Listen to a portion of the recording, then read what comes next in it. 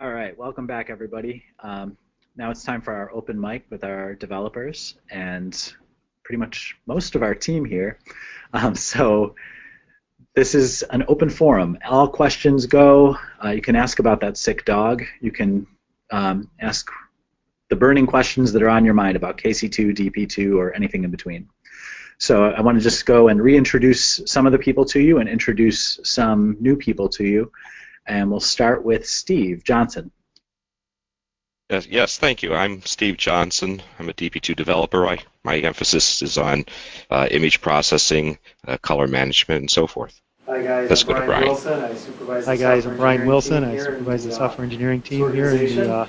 this organization. I've got a little bit of experience. I've got a little bit of experience with a lot of different areas, the but level nowhere that most of you near guys see. the level that most of you guys see to the left or right of me. How about on to Paul? How about on to Paul? There we go. I'm Paul Forleo. Little mic problem here. Welcome everybody. I'm one of the DP2 software developers. I'm Tom Apeland. I've been around just as long as Paul. We're not going to talk about how long it is. I'm probably known mostly for scripting in DP2. So, want to try Sue? Hi, I'm Sue Katz, and I lead the testing organization for DP2 and KC2. Oh, thank you. Hi, I'm Guy Smith. Spoke with you earlier. Eric? And I'm Eric. I run the support team here. So I guess I'll just start firing questions. We've got a few in the queue, and then anybody who has one or wants to do it via audio, just raise your hand or ask the question in the chat. So the very first one, when will the DP2 installer uninstall the old version of DP2? This is a problem for us because we want to use automation to upgrade DP2 on the computers in the lab. Sure. We have two different ways that you can install DP2. One is called installing it as a registered program. The other is installing it unregistered. Different labs have chosen to use different ones because some of them need to be able to uninstall the previous version. Some of them want it to work the way you're describing. It has to do with the different mechanisms used to install it and whether you're using some sort of an automated tool to push out different installs. I don't know if that answers the question fully. Is that? Yeah, kind of. Is there more to that question? There is. It's already been asked earlier, but so do you not think a 64-bit version of DP2 will be created in the near future? And if not, why? Me, Tom, you want that one?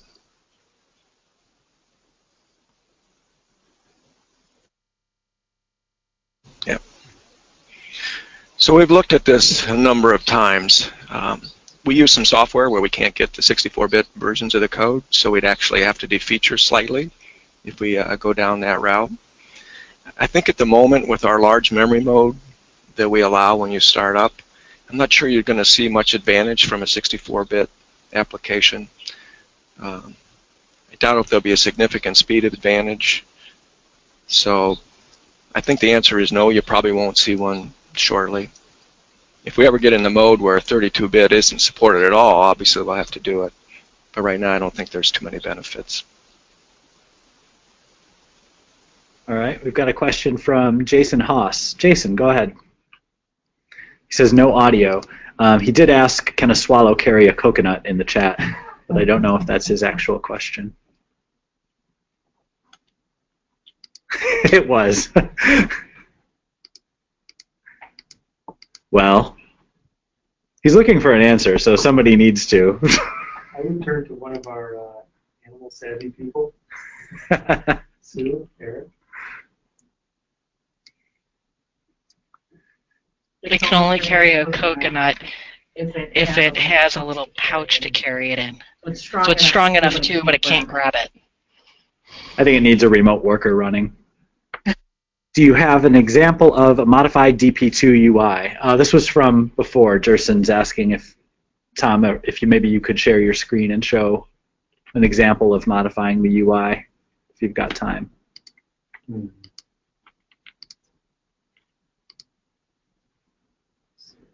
think I am sharing my screen. Not sure exactly how I'm going to come up with an example real quick. Let me first start by showing you a good way to figure it out. So I brought up the Programmer's Assistant, and there's a Best Practices button down here. And this scrolls through the different ways to make modifications.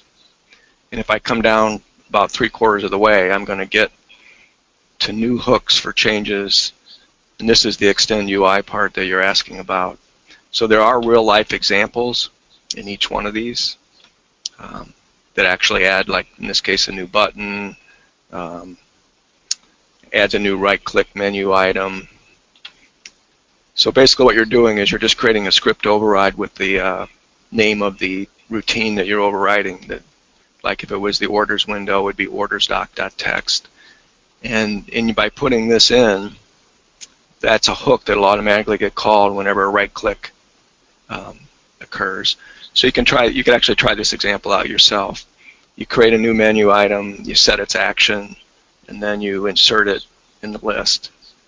And then I don't have the example of the action here, but somewhere, well, actually this one doesn't really do anything except show my thing. But so I don't really have any live examples to show right at the moment, but these are real-life working examples that are in your DP2s, so you could take them and experiment with them.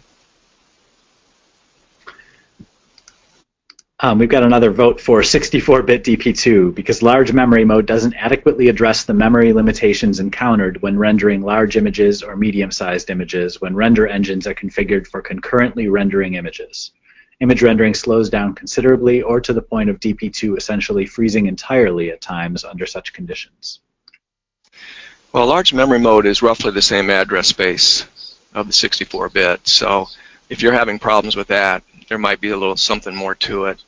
I haven't seen any examples where this large memory mode didn't take care of any of our rendering problems, so I would be interested in taking a look at that one. So perhaps you could report that through our service portal.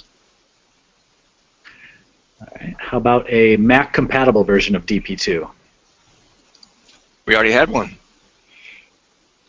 How many remember KPIS? We did the Mac first. And the reason we left the Mac is because all the labs asked us to move to the PC. So I don't think we're going back. Is there a way DP2 can offer a spell check function? What part of DP2 would use it? Where in the UI, for instance, would you want a spell check function?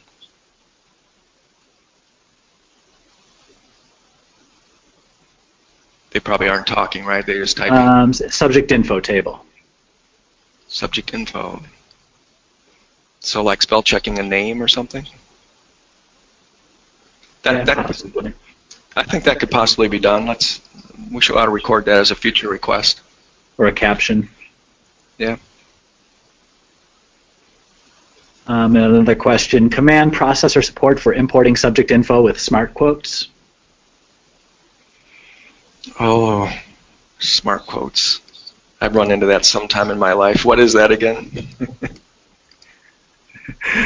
Ryan, if you clarify what smart quotes are, Tom forgot. He says, I hate them too. Curly quotes. Oh, quotes that are put in by some word processors that... Yeah. Yeah, you know, we have a function in there to kind of clean up a file and fix quotes. So perhaps that could be modified to address those. Those are annoying. I know what you're talking about. Another good feature request. Yeah, usually from Mac users. Ariel Marte says, Team Mac. Wow, the Mac vote, strong. I'm using one. Is DP2 20.2 compatible with Windows 10? I can answer that. Yes, it works. It works well. We had a few users that ran into some bugs. Some of the security features in Windows 10 that are turned on by default we have seen some issues. If you do run into any problems, there are some articles in our knowledge base about how to fix them, or reach out to us directly and we can get you through it. How about the ability to save a workspace a la Photoshop?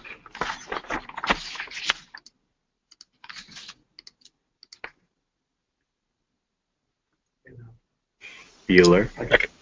I can take that one too. So I think by that we're probably talking about locations of the windows. Is that our best guess at what that question is? So that when you open them up, they go back to where you left them. So we actually did work on that many, many years ago. And a few of the windows actually look in system settings to see if it sees a certain entry, and if it does, that's where it positions itself. However, another thing you can do is use script overrides to position them any place that you want. And then you wouldn't even need to save the profile. Other than that, it would be kind of a feature request for us to put it in. Not one that we've heard too often recently. How can we move or duplicate an image and its subject info from one order ID to another? For example, a teacher belongs in a school job and in a district-wide job. Her image needs to be in both.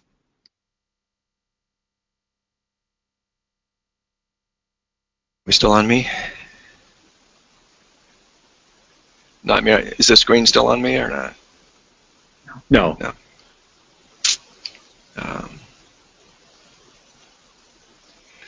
Well, I don't think we don't currently have a feature to do that. So, once again, I think let's treat that as a feature request. All right. Can specific users only see certain fields in the subject info table? Well, that's controllable by your database. There's plenty of things in SQL Server where you can define which users can see which fields and which ones they can't. You have to be a little careful because certain of our functions require certain fields to be there or they won't work. So you'd have to like disable some and see if everything still works. It is also possible to either hide fields. I assume we're talking about the fields that we show up in the grid views. You can either hide fields or you can actually change the order that they exist, and that can be done through script overrides. So if there's interest in that, contact us through the service organization and we can either help you with your specific example or give you an example. All right. Is there a way to push out updates automatically? Right now we have to go to each workstation to upgrade. Well, I think we have two answers for that. One's a possible Paul answer. And Brian, can you speak for Dave on what we've seen other labs do there? Sure. Paul, you go ahead first if you want. I'll follow at the end. So we have kind of a semi-automated feature for the installer in DP2. We can set it up so that when each workstation starts DP2, it can inquire whether or not it needs to be upgraded or not, and if it does, you can start the installer. So that would allow you to not have to come in on the weekend and have to install 40 or 50 workstations at once. There is a little bit of setup, so if anybody's interested in that, you can request it through the service organization. We can help you with that. All right, we have a hand raised from Ryan. Ryan, go ahead. Hey, Eric, before we do, I have one more. We good? Am I on? Yep, we can hear you, Ryan. So just to follow up on the example Paul just gave, we have another mechanism that goes back to the installer, two different installers that I talked about at the beginning of the session, where we have some labs that are using Active Directory or other domain, I don't know what term you would use in the industry, but tools that are made for handling a large number of workstations if you're trying to push it out to like 100 different workstations. And by using the unattended and I think unregistered version of the DP2 installer, we have a couple of labs that have been successful in doing that. If I don't have the details off the top of my head, but if you put in a request to Erik's team, I know between Erik and Dave Tillman, they could probably walk you through what a couple of other labs are doing. All right, we had a hand raised from Ryan Judd. We'll go back to you. Ryan, are you there?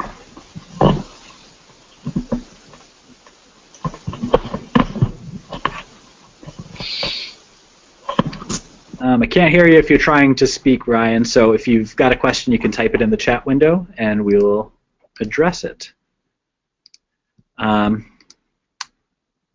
trying to append a few lines of text to the end of a job file with a print complete script. It works when the job file was not written in its entirety, as it's encoded in UTF-8. But if it's encoded in USC2, written in its entirety by DP2, the text appears as a string of Chinese characters.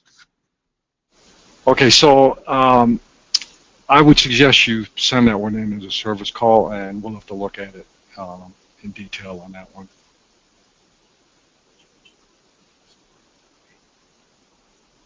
And Tom asked me to mention that we don't support UTF-8 at that point, which I didn't know. So, I mean, it would work if you weren't using any of the multi-byte characters, but we either work with UTF-16 or basically the ASCII character set. So if you're using UTF-8 and putting in the multi-byte sequences, the render engine is not going to ever support that. So you either need to get to UTF-16 if you're writing one of those files, or not be using those extra characters. All right, could you let us know how we can make the fonts and tabs in DP2 show up larger on our monitors?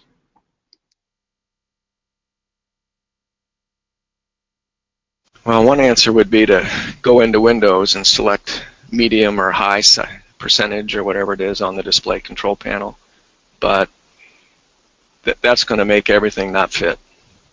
So I don't know that I have a good answer for you, because in general we've crammed most of our little windows so full of buttons and controls and so on, and if you try to make them bigger, they're not going to fit.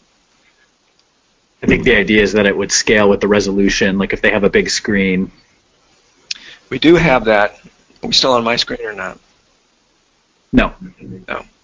If you want to switch to my screen real quick. If I were to pick a window, show my screen. That concept is kind of inherent in our HTML windows. So I'm holding down Control, and I'm using my scroll wheel. So that's just a natural feature in browsers. So that you could use if the window you're interested in happen to be one of our HTML windows. They usually are a slightly different color than our other windows. Like this trace window here, there's nothing you can really do about it. I mean, you could use a script override, and you could go in and modify this thing and make the window bigger and make the buttons bigger and that kind of stuff if it was really important to you, or if it was just one part of the system that you really cared about.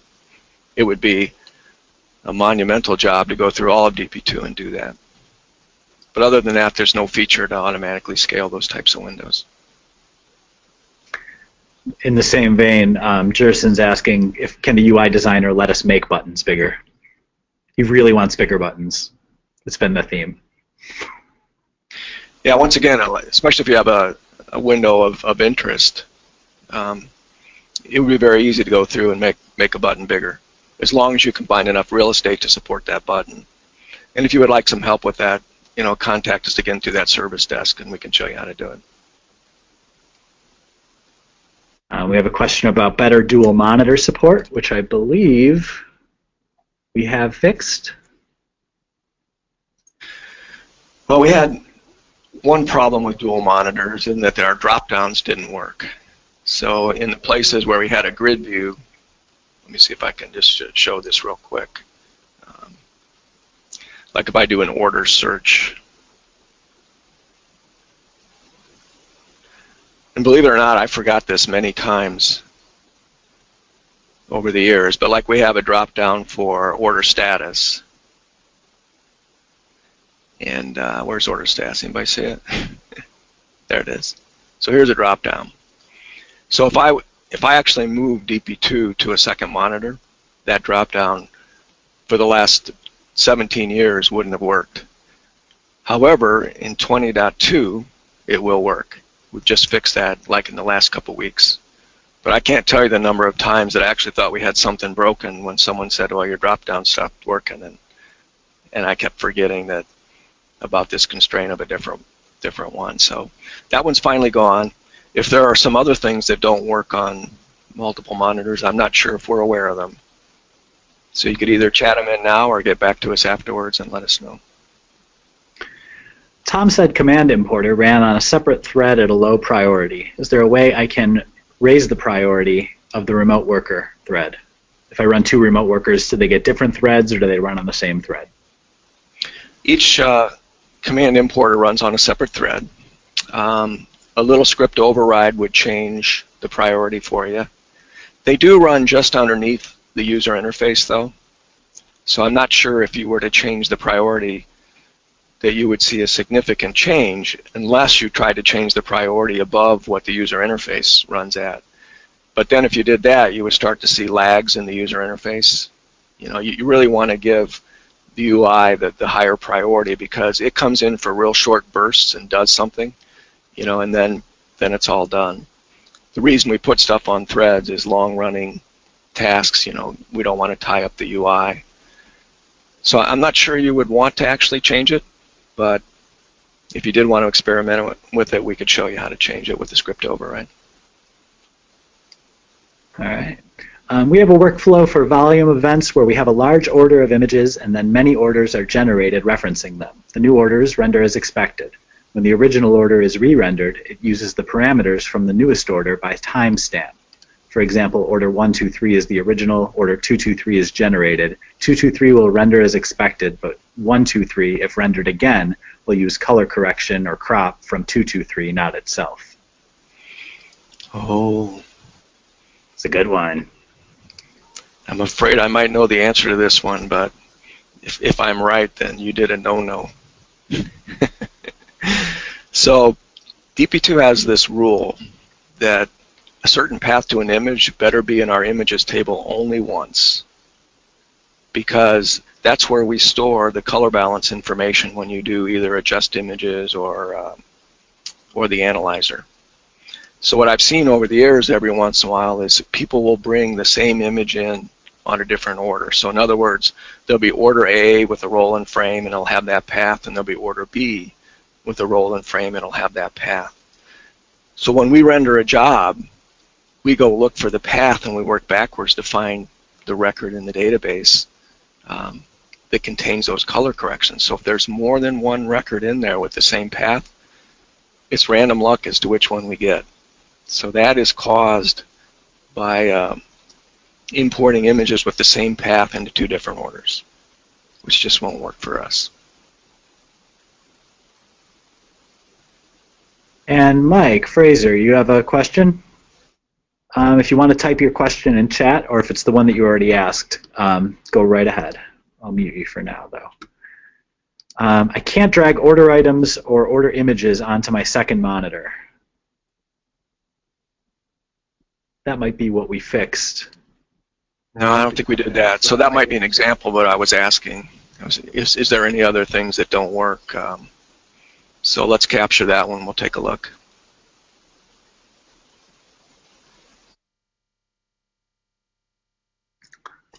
Could there be a way to make multi-level exclusions in the order items table? For example, when you need to reprint only for selected images, then you view the items for those images, but you can't additionally view only items not in books. So I think we might be talking about anding together or oring together sometimes. Multiple's one of these. He can't talk to us, can he? No, this was in chat. Okay. Well, they can. So I'm not sure if that's exactly what they're referring to. So there's no way to do that right now. Actually, hold on. Kate, go ahead. If you want to ask that one live, I just unmuted you. Thank you. So it comes up a lot when we have to reprint for certain students, and we select those students and then hit V to view their items so that we're only reprinting for those kids.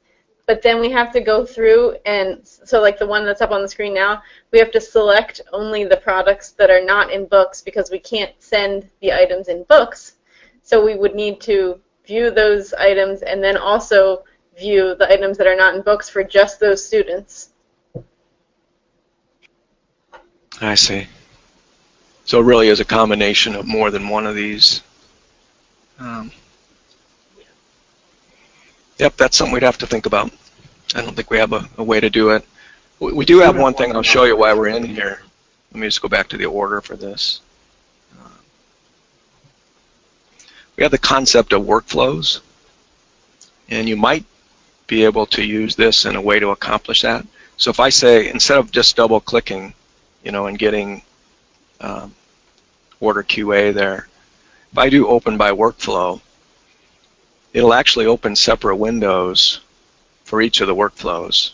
And a workflow is just a text string, that I assign to the order item. Or if I put it on the product, it'll be on the order item when it's created automatically. So this might be partially a way to accomplish what you want.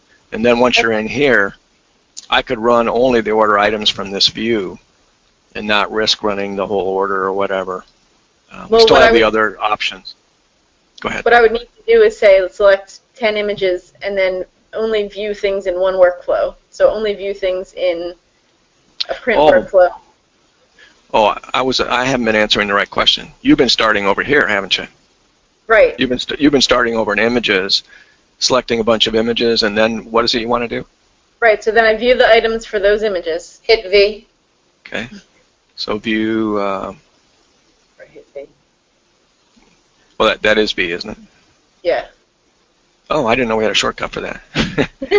Okay. So, you're welcome. Okay. Send me a bill. So yeah, then in that view, so instead, this is right now, it's easy. You could only select the items not in a book. But if you have 50 students you have to reprint, you have to go through and select each one individually because there's no way to just say, show me the items not in a book. If you do it again, it'll show everything not in a book. You can see which ones. You can't view in that filter. So you can't say view order items not in a book for just those people you selected that you filtered out. Right. Oh, it tries to do the whole order? Yes. Mm-hmm. Okay, I got you. No, that's a good feature. I see Guy over there writing. Kate, while we've got you, you have a bunch of questions in the chat. Do you want to just ask them yourself? It's better than me reading them. Me and Penny both have different questions in here. Which one? Let's see. Go for it. Go down your list. All right, I'll start with one of them. So my understanding was that you can put an email address on a render engine so that if it shuts down or it errors, that it'll notify you that it stopped. Is that correct? It is correct, but I don't remember how to do it. Do we have any other volunteers? I will say it depends on one other thing, too, and that is DP2 has a way to send an email directly from DP2, but that uses operating system calls that over time have been security risks. So what Microsoft has done is they've changed it so it defaults to automatically popping up a dialog when we try to send one that way. So there are some things you can do to loosen up that security, but you'd have to be willing to. When we send emails in the KC2 system, we didn't want to go that way because it's too much, it's too kludgy of a way to do it. So we actually send them through the web server. But I do know that the render engine failures where the email will notify you uses the old way. So you'd have to be willing to make those changes to your system to allow, because otherwise you're going to be forced to click OK on every single one. They'll put a dialog box up on you.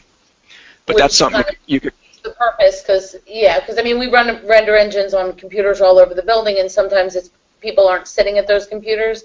So when they stop, it's like, okay, I'm waiting for something to come out, and an hour later, it's like, oh, okay, it stopped an hour ago because it had an error message. Right. Two things we could do. One is loosening the, opening ourselves up to risk is not an option. So one thing we could do for the labs that are running KC2 is actually just switch that over to send the email via the web server. That's a more trusted method of sending emails than having just. KC2. You're not? Okay. Next. The other question we had was about product layers. This is Kate again. If you have a product that has, say, 8 different layers and some are on top and some are on bottom, it's really hard to distinguish when you need to fix one, you have to kind of move them around to see where it's at on the product. Is there any way to view better where the layers are? This would be a good one for Paul. So one little trick while he's getting ready there that I use is I can just tab through them and see how it changes the box. If I can't find one, I quickly do that. The one that we have in mind right now, all of the layers are the same size. That's what's given us the most trouble. It still does tab through them though, and if you have this open, even if these were on top of each other, you would still see it changing. Mm-hmm. You'd see this changing down here. Mm-hmm. So what is it you're asking for? A different view where you see the layers itemized or something, or? Right. If you think of, when we go to create the products, we create them in Photoshop, and you can see on the side a layers window where you can hide and view different layers depending on which one you need. You would just click the layer and then edit that one. So I didn't know if that was a possibility that we could have something like that. Yeah. So I suppose if we did that on this dialog here, for instance, we could have a hide. We have several here like don't render, don't print, mm-hmm. And so on. We could probably just have it don't show. It would be temporary, right? It's just while you have this open. Right, while you're editing it. Yeah. Oh, that's a good feature request. The other thing we could do is have some kind of right click, they'll let you choose. Like a tree. Yeah, something like that. Did you have anything you wanted to add? No. Okay. All right. Penny again. I actually have a couple more real quick, if that's okay. Sure. Okay. The next one was when the PDFs are exported or created, rendered, whatever, they seem to be exceptionally large. And even after changing and playing with the resolution a little bit, it's almost like our printer has asked, are we sure they're flattened? It's almost like it's not truly flattening them and compressing them because they're just so big. Is there anything that I'm missing as opposed to resolution as to something I can make the file sizes a little bit smaller? Well, probably. Yeah. So the way we make a PDF is we essentially render a JPEG or a TIFF, I can't remember, but we render the image not as a PDF, and then we convert it to a PDF. So the size of the file is totally dictated by how big that JPEG was in the beginning that we rendered. So somewhere in our system, remember we have a half a dozen ways to control what the resolution is when we're doing something. So my guess, and Paul's guess, is that something is overriding what you think it is, and that we're actually rendering something at a greater PPI than what you think we are, and therefore you're getting a bigger file. But once we have that JPEG and produce the PDF, it's pretty linear between those two. It's, we're basically embedding a JPEG in a PDF, if you will. So we might need to help you with that, but my guess is that your PPI is not what you think it is because of all the different places that can be overridden. Okay. Let's do a service desk on that one. We'll fix you right up. Okay. One other thing, I know that we've had access to this before, that there was a list of maybe custom macros that you guys have written over the years. Is there anything updated out that we can see, grab? Well, we try to keep, actually let me open that again. So here's our macro assistant here. Yeah, but I know in the past there's always been a list of ones that are above and beyond that, maybe things that you've not necessarily incorporated into here, but that you've written that we've had an opportunity to look at after different workshops? Right. So we should be trying to put them all in here, but we're not that good at it. We forget every once in a while, right? So one thing you can always do is you can come to the Programmer Assistant, go over to macros, and all our macros are in macros.txt. So everything you've done for, specific for us or someone else, would probably be in here then? If we did something specific for you, we helped you do something and we didn't put it in the product, then we helped you put it in your my_macros.txt. And we didn't put it in the product. But if it's something we put in generally for everybody, we put it in macros.txt. So if you just single click on this, you can see all the different macros that are in there. And of course, if you double click it, you can open up in an editor and see all of them. But when somebody calls up and says, you know, I need a macro to do something, I don't even go into the assistant. I just go in here and search and try to find something that sounds right. Okay. So they are exposed. Okay, so but just through there. Yep. And one other question. Can deliverables be connected to a customer as opposed to an order? So, like, I feel like every year, you know, I have to put the deliverables in again for a school for an order number every year, but it's the same one. So I do go back and I duplicate them from the previous year, but I'm doing that every year. So is there a way to link them to the customer so that when I go to an order that's linked to the customer, I can just select from a drop-down to say, ooh, this one, this one, this one, as opposed to going through lists of hundreds of deliverables and products? Answer's no, but it's a good idea.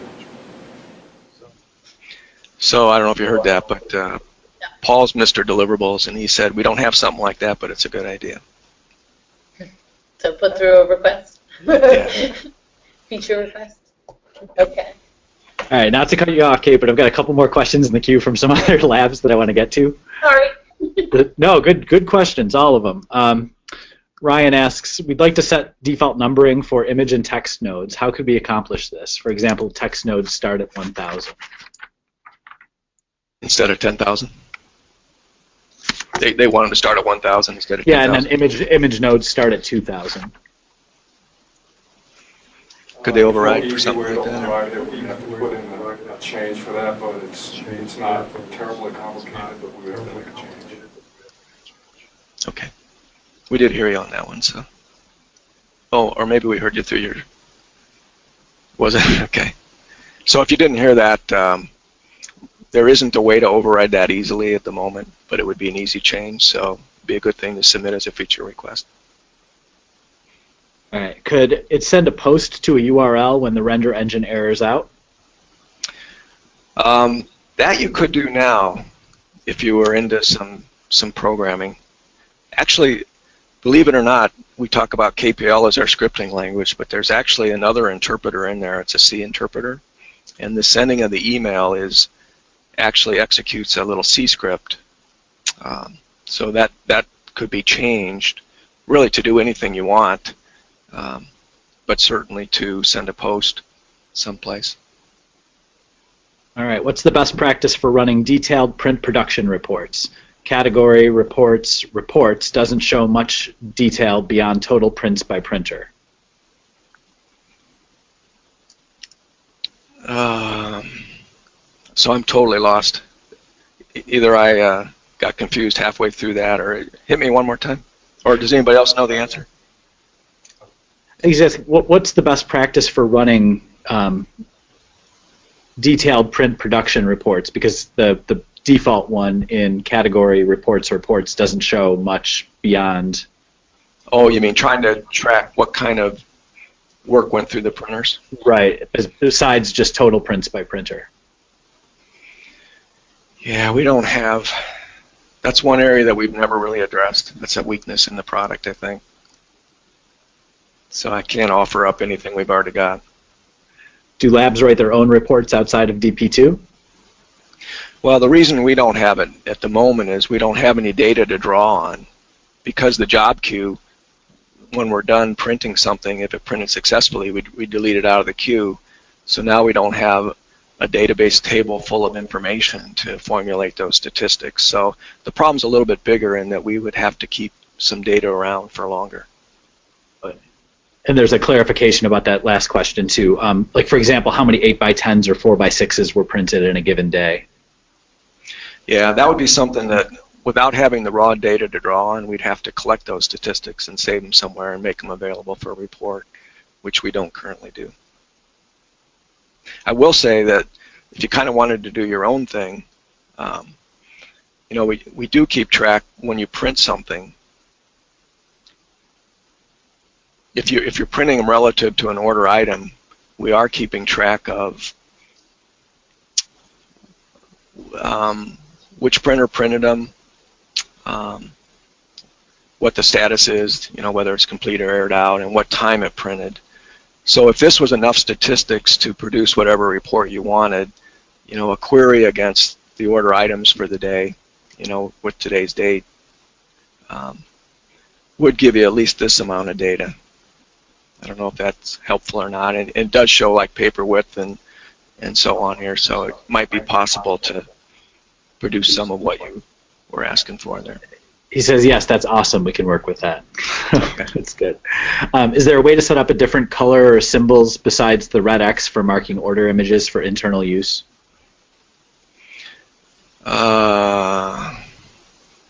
Marking them for internal, you mean marking them as like deleted? Is this what we're talking about? Oh, he's not talking, is he? No.